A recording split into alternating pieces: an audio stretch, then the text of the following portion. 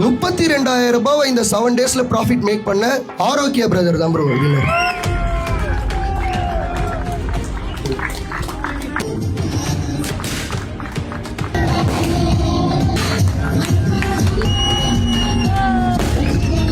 நீங்க சொல்லி கொடுத்தத ரூம் ஃபுல்லா பசங்க எல்லாமே ப்ராஃபிட் தான். யாருமே லாஸ் இல்ல. மொத்த டீமுமே இப்ப ப்ராஃபிட்ல தான் இருக்காங்க. பேர் சொல்ல விரும்பல.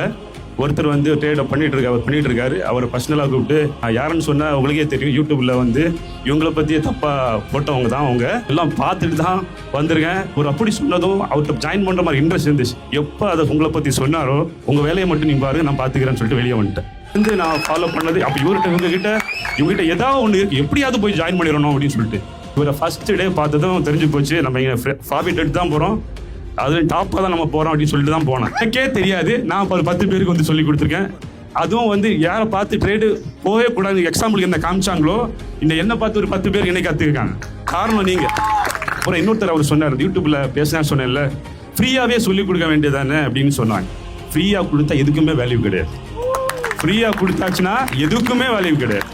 அதை நான் அனுபவிச்சு சொல்றேன். நிறைய பேருக்கு நான் கிளாஸ் எடுத்திருக்கேன், சொல்லியிருக்கேன். வெளியே போய் கம்யூனிட்டியில் வந்து ஃப்ரீயாவே எல்லாம் பண்ணியிருக்கேன். மனுஷனா கூட மதிக்க மாட்டேன். சேஃப்டி பற்றி கிளாஸ் எடுத்தா சேஃப்டி நீ போயான்னு சொல்லி அனுப்பிச்சிடுவாங்க.